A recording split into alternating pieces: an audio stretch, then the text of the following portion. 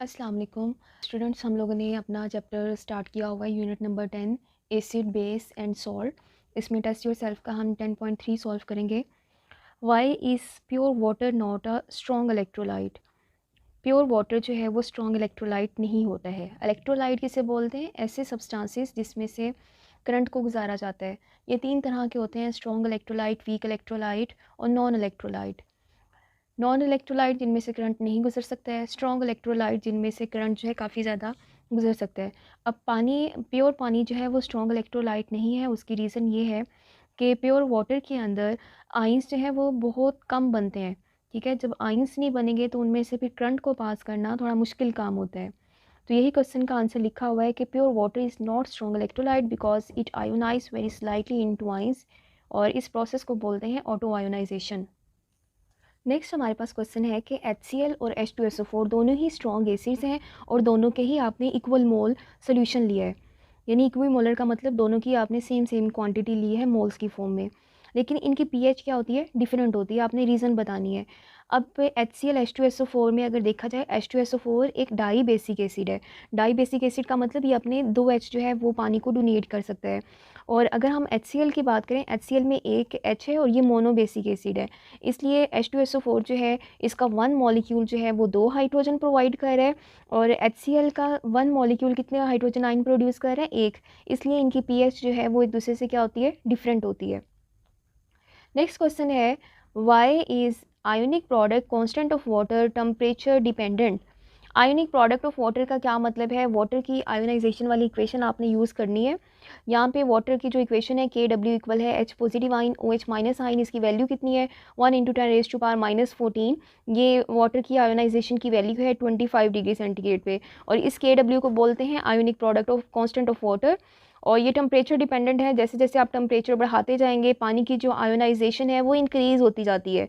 इसलिए लिखा जाता है कि ये जो water ionic product constant of water जो है वो टेम्परेचर डिपेंडेंट है। इसकी आगे एग्जांपल भी दे दी है कि अगर आप 0 डिग्री सेंटीग्रेड से 100 डिग्री सेंटीग्रेड तक टेम्परेचर में चेंज लेके आते हैं तो KW की जो वैल्यू है वो 75 टाइम इंक्रीज़ कर जाती है। नेक्स्ट आपके पास क्वेश्चन है, डिफरेंशिएट पी और pH वैल्यू का डिफरेंस बताना है। जहाँ पे भी पी आ जाए, पी का मतलब होता है नेगेटिव लॉग लेना किसी भी चीज़ का। ठीक है, अब यहाँ पे pH का मतलब है कि अगर H मतलब हाइड्रोजन की ions, molar concentration of hydrogen आइन, अगर आप इसका नेगेटिव लॉग लेंगे तो वो किसके इक्वल होगा? pH के इक्वल होगा। P का सिंपल मतलब होता है नेगेटिव लॉग किसी भी चीज़ का। नेक्स्ट हम लोग टेस्ट योर सेल्फ का 10.4 को सॉल्व करेंगे। How are salts name. Salts को नाम कैसे देते हैं? सॉल्ट में दो पार्ट होते हैं, एक होता है पॉजिटिव पार्ट, एक होता है नेगेटिव पार्ट। सॉल्ट का जो पॉजिटिव पार्ट है वो हमेशा किसी मेटल से आएगा, और जो सॉल्ट का नेगेटिव हिस्सा है वो हमेशा किसी एसिड से आ रहा है।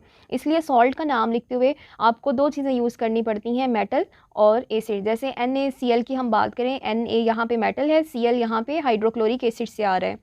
आगे नेक्स्ट है, name the salts which are formed when zinc metal reacts with the following acids. आपने सॉल्ट्स के नाम बताने हैं कि जिंक मेटल जब नाइट्रिक एसिड के साथ रिएक्शन करेगी तो बनाएगा जिंक नाइट्रेट। ठीक है, ये सॉल्ट का नाम है। जिंक जब फॉस्फोरिक एसिड के साथ रिएक्शन करेगी तो यहाँ पे बनेगा जिंक फॉस्फेट।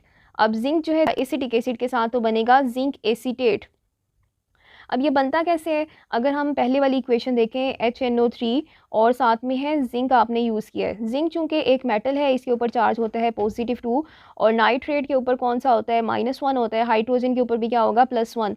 जिंक जब नाइट्रिक एसिड के साथ रिएक्शन करेगी तो ये बनाती है H2 गैस बनाती है, और साथ में बनेगा जिंक, और साथ में क्या बनेगा? नाइट्रेट बन जाएगा। ठीक है, यहाँ पे आपने इसको बैलेंस करने के लिए यहाँ पे 2 यूज़ करेंगे। इसी तरीके से बाकी भी जो सॉल्ट्स हैं बनेंगे।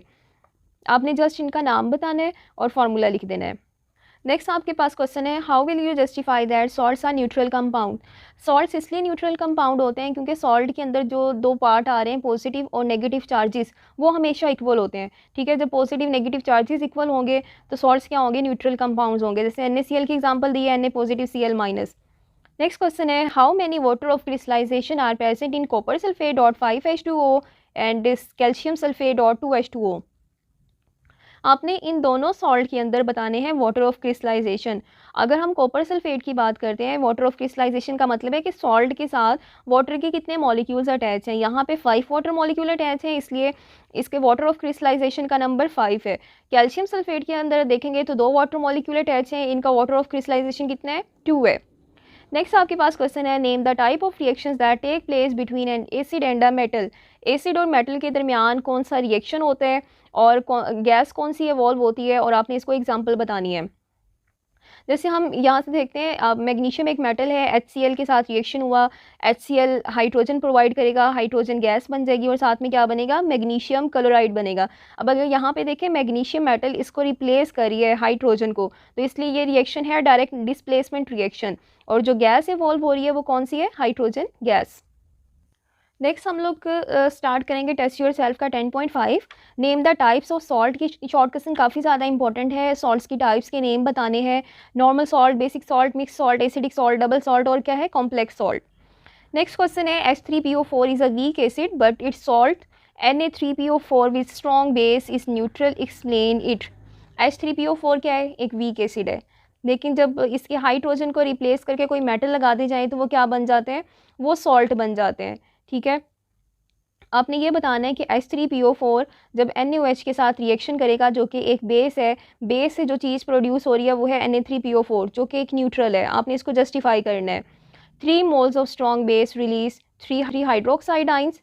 यहाँ पे NaOH जो है वो 3 OH प्रोड्यूस करेगा, क्योंकि H3PO4 एक ट्राई बेसिक एसिड है। ठीक है, ये 3 हाइड्रोजन डोनेट कर रहे हैं, इसलिए अगर आपने इसको न्यूट्रल करके ये चीज़ बनानी है तो आपको NaOH भी कितने यूज़ करने पड़ेंगे, 3 यूज़ करने पड़ेंगे। तो इसके नतीजे में हमारे पास ये सॉल्ट बनता है और साथ में क्या बनता है, पानी बनता है। नेक्स्ट क्वेश्चन है, how do the basic salts turn into normal salt, explain with an example. आपने एक बेसिक सॉल्ट दिया हुआ है, उसको कन्वर्ट करना है किसके अंदर, एक नॉर्मल सॉल्ट के अंदर। बेसिक सॉल्ट ये होता है कि जिसमें मेटल के साथ हाइड्रोक्सिल आयन मौजूद हों, वो आपके पास है बेसिक। ठीक है, इसमें आपने क्या करना है, एग्जांपल में यूज़ करेंगे AlOH थ्राइस। अब आपने जब HCl एसिड के साथ रिएक्शन करेंगे, एक OH यहाँ से H के साथ मिलके क्या बना देगा, वाटर बना देगा, और साथ में Cl लगा देना है। यानी आपने ये रिएक्शन तब तक परफॉर्म करवाना है जब तक कि ये तमाम OH जो है वो यूज़ ना हो जाए, और नतीजे में हमारे पास एक नॉर्मल सॉल्ट बनेगा जिसका फार्मूला है AlCl3। पहले इक्वेशन में आपने एक OH को रिप्लेस किया, उसी कंपाउंड को, प्रोडक्ट को यूज़ करेंगे, HCl के साथ रिएक्शन करवाएंगे, दोबारा से एक OH रिमूव हो जाएगा, फिर दोबारा से इसको यूज़ करेंगे, एक और H रिमूव हो जाएगा। नेक्स्ट है, what are complex salt. Complex salt किसे बोलते हैं। कॉम्प्लेक्स सॉल्ट ऐसे सॉल्ट होते हैं जो अगर उनको डिसोसिएट किया जाए तो या तो वो सिंपल कैटाइन बनाए, कॉम्प्लेक्स एनाइन बनाए, या सिंपल एनाइन बनाए, कॉम्प्लेक्स कैटाइन बनाए। ठीक है, इस तरह के जो सॉल्ट्स होते हैं उनको बोलते हैं कॉम्प्लेक्स सॉल्ट। जैसे आपके पास एग्जांपल है K4FeCN6।